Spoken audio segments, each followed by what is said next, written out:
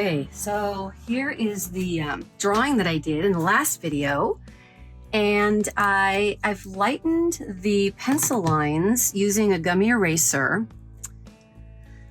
This is actually a white gummy eraser, and I really like it. And I don't remember where I got it, but I like it even better than the gray ones. It's not even really that white anymore because I've been using it, but when I got it, it was really white. It stays soft and it doesn't get sticky, which I love. So I like to lighten my my pencil lines by just taking a gummy eraser and pushing on them, not doing this, because later when I put watercolor on it,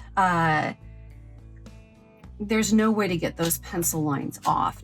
All right, I also took a real thin Tombow eraser, and I went in and cleaned up some of my pencil lines around the eyes, which again I can also fix up. So I'm going to use a couple of different pens. I made sure that the pen that I got was water resistant or waterproof. I love these Tombow pens. They're my favorites. Winsor & Newton. As far as microns go, or I shouldn't say micron, but just your basic fine tip pen, I really love the Winsor & Newton because I love this really long point. So I just kind of have a series of 0.5s, 0.1s, and different ones. So with the ink, I'm just going to draw real lightly, and then what I tend to do is I just kind of push when, I don't know, the urge comes over, and that's what gives me these really interesting lines that I will, so there's, if you hold the pen not too firmly, your lines will be a little more interesting too. So when it comes to inking, I am not into this exact ink look. My goal is to get something that is very organic when it comes to an ink line there.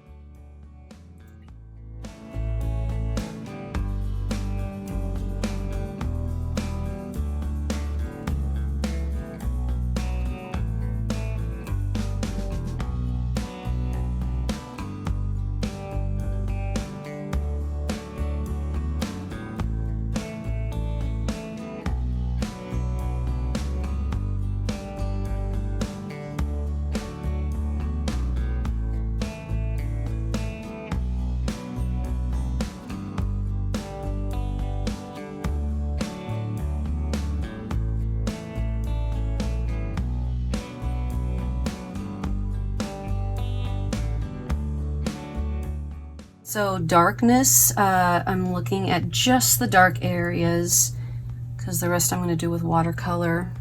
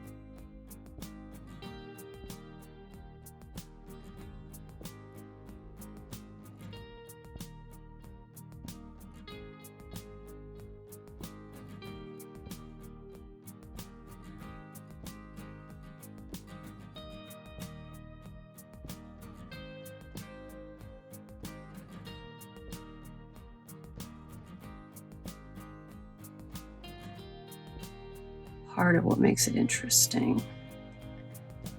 So what's fun is it's kind of like a, you know, if these stripes don't match exactly what the picture, then it doesn't really matter. Nobody's going to know.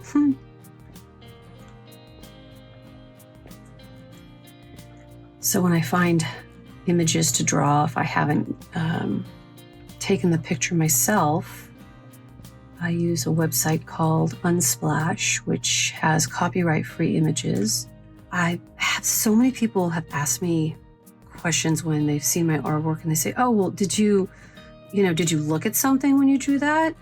And I mean, most artists, I mean, all artists look at things when they draw.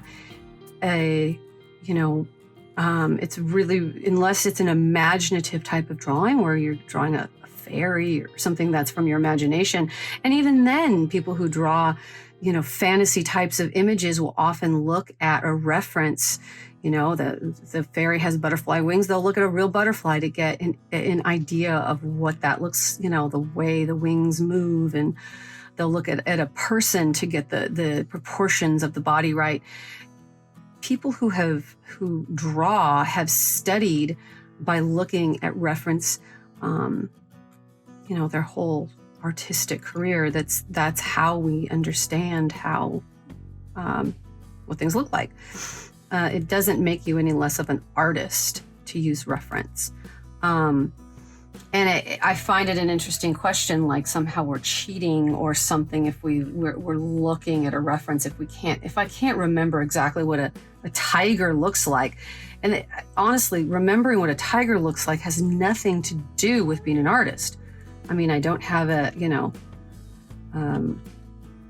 photographic memory. So that's what it would take to be able to draw a tiger from my brain without looking at a tiger. It has nothing to do with my artistic ability. It would have to do with my memory. I have to look at a tiger in order to draw a tiger because I don't know what a tiger looks like. So, and that comes from, well, yeah, I can picture a tiger in my mind, but I can't picture proportions. I don't know. It's only going to be kind of a real vague outline of a tiger. And there's certainly people who can do that because they just have real good cartoon skills, or even they've maybe studied. I know somebody who has drawn for so long from life, going into Africa and things like that she can just sit down and draw an elephant because she's drawn so many elephants. She's looked at them for so long. But again, that comes from studying. That comes from watching the actual object or looking at pictures. So using reference doesn't make you any less of an artist.